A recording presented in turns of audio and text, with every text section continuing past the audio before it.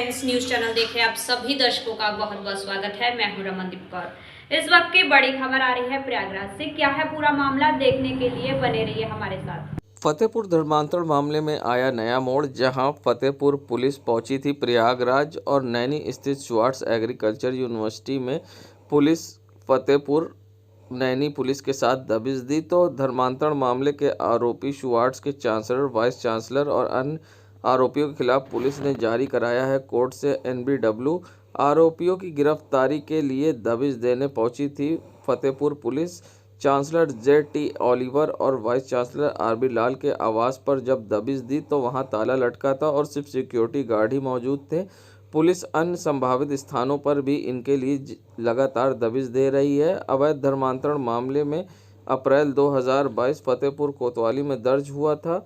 जनवरी 2023 में कोतवाली फतेहपुर में अवैध धर्मांतरण मामले में 2 नए और मामले दर्ज हुए थे।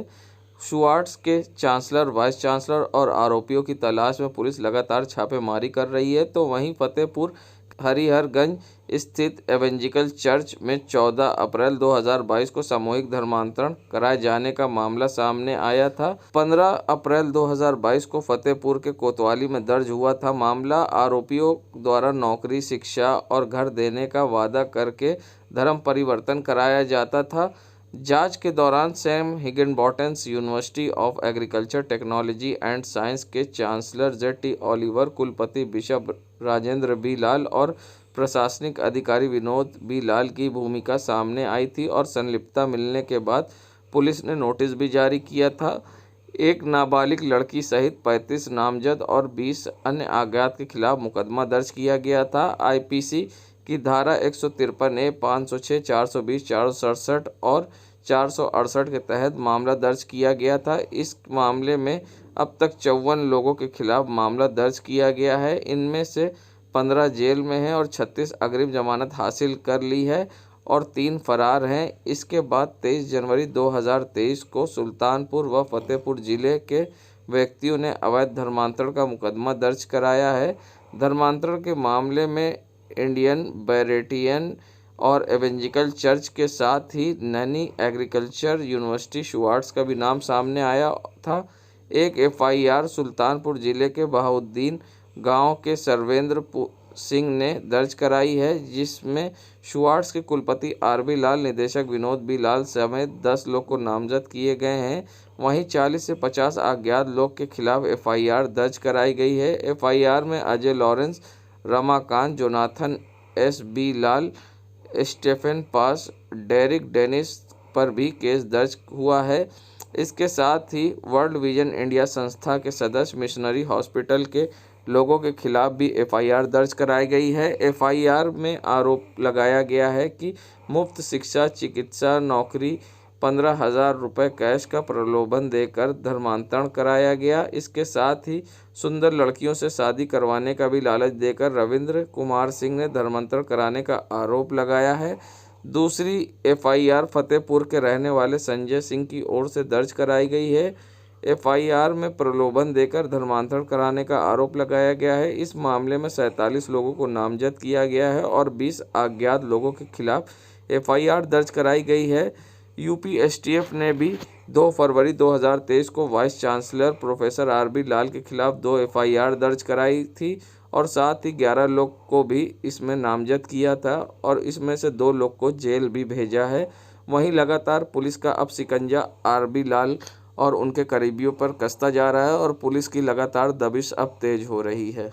धर्मांतर मामला जहां सामने आया था, जिसके बाद वर्ल्ड मीडिया टाइम्स ने खबर को प्रमुखता से चलाई थी और साथ ही फतेहपुर पुलिस ने धर्मांतर मामले में स्टुअर्ट्स के कुलपति आर.बी. लाल समेत 6 लोग के खिलाफ नोटिस जारी की थी और जवाब मांगा था। वहीं आर.बी. लाल के द्वारा जवाब न देने पर अब कोर्ट ने एनबीडब्ल्यू जारी किया है, जिसके बाद आज प्रयागराज पहुंची फतेहपुर पुलिस ने नैनी पुलिस के साथ संयुक्त कार्रवाई करते हुए स्टुअर्ट्स के कैंपस में नोटिस चस्पा की है। इस मौके पर कुलपति के घर पर ही ना कोई था और ना ही कैंपस में कोई अधिकारी मौजूद था। ऐसे में पुलिस ने यहां पर एनबीडब्ल्यू नोटिस चस्पा करने की कार्रवाई की है और साथ ही इस मौके पर भारी पुलिस बल भी मौजूद था, जहां फतेहपुर पुलिस और नैनी पुलिस ने संयुक्त कार्रवाई की है। वर्ल्ड मीडिया टाइम्स के लिए सैयद मोहम्मद आमिर, प्रयागराज।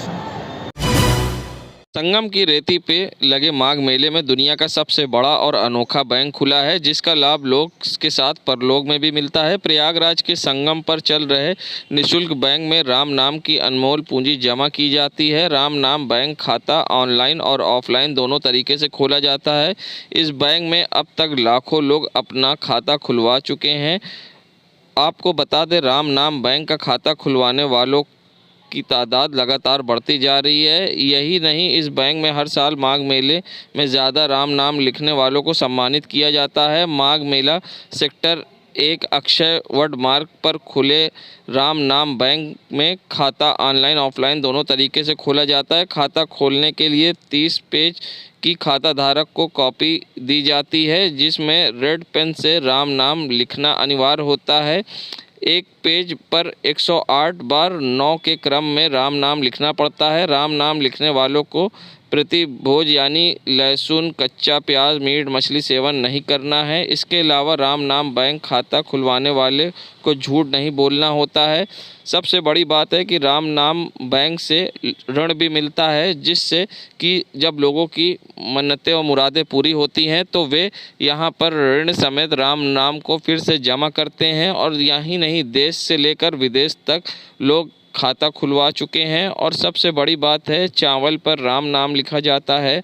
और राम नाम बैंक में जहां लोग की आस्था इतनी है कि लोग दूर दराज से अब तक अरबों लोग खाता खुलवा चुके हैं। और करीब ये 200 साल से पुराना ज़्यादा बैंक है। प्रयागराज में इसकी अस्थाई ब्रांच माघ मेले में है और स्थाई ब्रांच शहर के कई इलाकों में है। इसमें सबसे बड़ी क्या खास बात है और किस तरह से लोग खाता खुलवाते हैं, इस पर क्या कुछ कहना है आचार्य राजकुमार तिवारी का।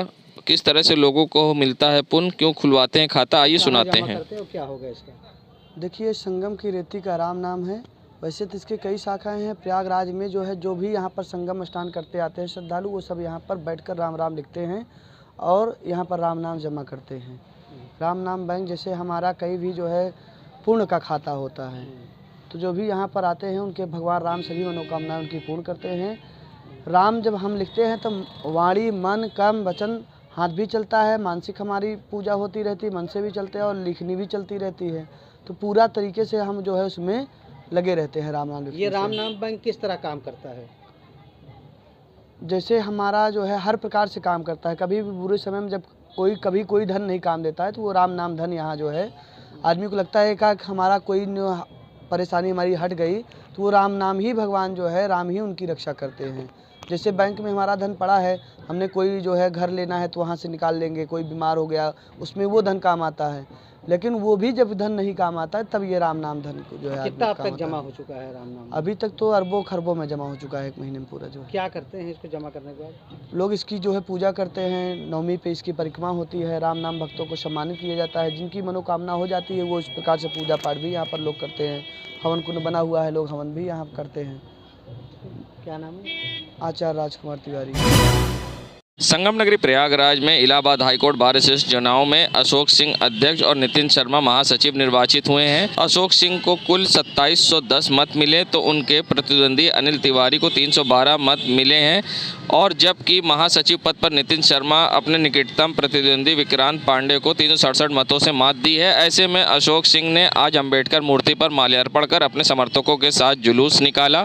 साथ ही ढोल ताशे बाजे के साथ ये जुलूस में हजारों की संख्या में अधिवक्ता शामिल हुए। ऐसे में उन्होंने कहा कि वकीलों की वे हर लड़ाई लड़ेंगे और साथ ही अधिवक्ताओं के लिए अस्पताल बनवाने की भी हर संभव कोशिश करेंगे। क्या कुछ कहना है अध्यक्ष अशोक सिंह का, आइए सुनाते हैं। अभी तो मैं केवल आम अधिवक्ताओं, युवा अधिवक्ताओं का बहुत बहुत आभारी हूँ कि मुझे उन्होंने इस योग्य समझा और इतनी बड़ी जिम्मेदारी सौंपी। मैं सिर्फ इतना कहना चाहूँगा कि कुछ दिन बाद जब पूरी प्रक्रिया पूरी होगी चुनाव की तो हम आपसे विस्तृत वार्ता करेंगे। लेकिन एक वादा आपसे भी करता हूँ कि आम अधिवक्ताओं, युवा अधिवक्ताओं को कभी अफसोस न होगा कि उन्होंने अपना कैसा अध्यक्ष चुना है। निश्चित रूप से ये तय जानिए कि आम अधिवक्ता जिन जिन समस्याओं से पीड़ित है, निश्चित रूप से उसका समाधान करने का हर संभव प्रयास करूंगा। अधिवक्ताओं की तरफ से मांग उठ रही है कि उनके लिए अलग से इलाज के लिए अस्पताल बनाया जाए। सीएम बिल्कुल बेशक पूरा प्रयास होगा कि एक अस्पताल अधिवक्ताओं के लिए उच्च न्यायालय में जरूर होना चाहिए और मुझसे जितना बन सकेगा कोशिश करूंगा कि अस्पताल बने, और मैं जो भी प्रयास करता हूं लगभग उसमें सफलता मिलती है। बस क्योंकि इसमें मेरी स्थिति ऐसी नहीं है कि बहुत कुछ कह सकूं। मौसम बदलने के साथ बच्चों से लेकर बड़ों में बढ़ रही वायरल और अन्य प्रकार की बीमारियों की समस्या, ऐसे में किस तरह से बचाव करना चाहिए और सुबह शाम गर्म कपड़े पहनना चाहिए, बच्चों का किस तरह से ख्याल रखना चाहिए, इस पर क्या कुछ कहना है डॉक्टर फिरोज का। आइए सुनाते हैं आपको किस तरह से रखें बच्चों का ख्याल। देखिए, जब भी मौसम चेंज होता है तो वायरस जो होते हैं सबसे ज़्यादा एक्टिव हो जाते हैं। तो जब बदलते मौसम में हम लोग को खास ख्याल रखना चाहिए। जैसे ठंडी से गर्मी आ रही है तो हम लोग क्या कर रहे थे, हमेशा ख्याल इस बात का रखना चाहिए कि कपड़ों को सुबह शाम ज़रूर गर्म पहनना चाहिए और तुरंत बाहर निकलने से पहले अपने कपड़े को पहन के निकलें और किसी तरह से लापरवाही नहीं करना चाहिए। और खान पीन को भी उसी तरह से बनाए रखें जब तक कि मौसम सही तरह से एकदम चेंज ना हो जाए, तब तक खास ख्याल होना हम लोग को बहुत ज़रूरी होता है। अच्छा, अमूमन होता क्या है कि हम लोग तो ठीक है बड़े हैं, बट बच्चों में क्या होता है कि उसी तरह बच्चे नंगे पाँव चलने लगते हैं, फिर उनको सर्दी, फिर वायरल का काफ़ी इफेक्ट पड़ने लगता है, जिसकी वजह से बीमारियां तेज़ी के साथ बढ़ने लगती हैं। तो इन दोनों बच्चों में फीवर की समस्या देखिए, इस वक्त बच्चों में वायरल का तो प्रकोप तो है ही है, और दूसरी चीज़ अगर हम लोग थोड़ा सावधानियाँ बरत लें तो हम लोग इससे बचा जा सकता है। डाइट देना चाहिए बच्चों। देखिए, अच्छी हेल्दी डाइट देना चाहिए, जिससे सूप वगैरह हम लोग को भी लेना चाहिए, और ख़ासतौर पर प्रोटीन है और कैल्शियम चीज़ों के अधिक से अधिक खाने का प्रयोग करना चाहिए, जिससे हम लोग हेल्दी रह सकें और इस वायरस से बचा जा सके। संगम नगरी प्रयागराज में जहां आस्था के सबसे बड़े लगने वाले मेले में जहां हर साल विदेशी मेहमान आते हैं, ऐसे में साइबेरियन बर्ड को संगम तट पर दाना खिलाने लोगों की भीड़ इकट्ठा होती है और ऐसे में आकर्षण का केंद्र होते हैं ये साइबेरियन। और यहां पर हर साल इसी तरह से ठंड में आते हैं और माघ मेले की समाप्ति होने के समय ये भी यहाँ से लौट जाते हैं। मानो ये भी कहा जाता है कि हर साल माघ मेला करने यहाँ ज़रूर आते हैं साइबेरियन। ऐसे में लोगों का क्या कुछ कहना है, आइए सुनाते हैं। यहाँ जो साइबेरियन पक्षी आते हैं साल में एक बार आते हैं, माघ के महीने में। एक बहुत महत्वपूर्ण आकर्षण का केंद्र बना रहता है साइबेरियन पक्षी। लोग यहाँ आते हैं, दाना खिलाते हैं, एंजॉय करते हैं। प्रयागराज शहर का माना जाना शहर है पूरे विश्व में। यहाँ के लोग आते हैं, विश्व के लोग आते हैं यहाँ पे, हर तरीके के लोग आते हैं। माघ मेला से जैसा लगता है यहाँ पे हर तरीके के लोग यहाँ आकर्षण का केंद्र प्रयागराज शहर बना रहता है। साइबेरियन को हम लोग दाना खिलाएं, एंजॉय किए, हर लोग यहाँ पे खिलाते हैं। रवि, देखिए, ये ऋषि मुनियों की धरती रही है प्रयागराज की पावन धरती जो है। यहाँ संगम है, 3 नदियों का संगम समागम है, जिसकी वजह से पहले से इतिहास में चलते आ रहा है कि लोग जो हमारे पूर्वज हैं या हमारे पिताजी माताजी दादा बताते गए कि इलाहाबाद के बारे में हम लोग पढ़ते आए। उस चीज़ को देख के जब सोशल मीडिया का ज़माना आया, विदेशों में इसका प्रचार प्रसार हुआ कि नहीं प्रयागराज पे एक महोत्सव बहुत बढ़िया हर साल मनाया जाता है माघ मेले का, उस चीज़ की वजह से आकर्षण बढ़ा। और सबसे बड़ी बात है कि जो पूरे विश्व में जो यहाँ पे जितनी एरिया है, इतना बड़ा कहीं एरिया नहीं है इससे, और जो यहाँ पक्षियों का आना है वो उनका अपना अलग ही एक अंदाज है कि हर मतलब उनके साइबेरियन पक्षियाँ जो आती हैं उस आकर्षण का केंद्र इतना भव्य हो जाता है कि इससे जो चीज़ें सोशल मीडिया से हम लोग प्रचारित करते हैं तमाम लड़के और आपके चैनल के माध्यम से अदर चैनल जो किए कि जिससे पूरे विदेश के लोग आने लगे हैं अधिक से अधिक संख्या में। क्या नाम है? अनूप सिंह। संगम नगरी प्रयागराज जहां इन दिनों शादी विवाह का कार्यक्रम तेजी पर है, ऐसे में अब सुनार और सर्राफा व्यापारी परेशान हैं। उनका कहना है कि जिस तरह से महंगाई है और बाज़ारों में सन्नाटा है, लोग पहले अपना घर चलाएंगे कि सोना चांदी खरीदेंगे। और साथ ही उनका कहना है आधे से ज़्यादा कारीगर तो काम छोड़ के अपने गांव और अपने ज़िले चले गए हैं। ऐसे में किस तरह से सर्राफा व्यापारियों को परेशानी का सामना करना पड़ा, ऐसे में क्या कुछ कहना, आइए सुनाते हैं। सोने के भाव बढ़ने से देखिए लगन का सीज़न चल रहा है, फिर भी कोई भी ग्राहक नहीं नज़र आ रहा है, क्योंकि सब परेशान है कि अपने घर को चलाएं, अपने बजट को चलाएं कि सोना चांदी खरीदें। सब लोग शादी ब्याह का सीज़न चल रहा है लेकिन कोई ग्राहक नहीं है यहाँ पर, बस हल्का फुल्का काम चल रहा है। अब उसी से सबका व्यवसाय, कितने कारीगर तो अपने घर जा चुके हैं काम ना होने की वजह से, और जो हैं वो अपने किराया भरने में भी परेशान हो रहे हैं अब तो धीरे धीरे। और स्थिति अगर ऐसी ही बनी रही तो हो सकता है कि सुनारों को कुछ नया धंधा स्टार्ट करना पड़े। कुछ नए व्यवसाय में जाना पड़ जाए।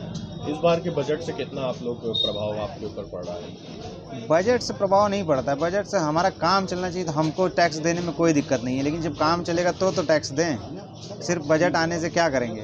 अभी काम होगा तो बजट देने, बजट जैसा भी हो सब चला लेंगे, लेकिन पैसा आएगा तब तो देंगे, ऐसे कैसे दे देंगे?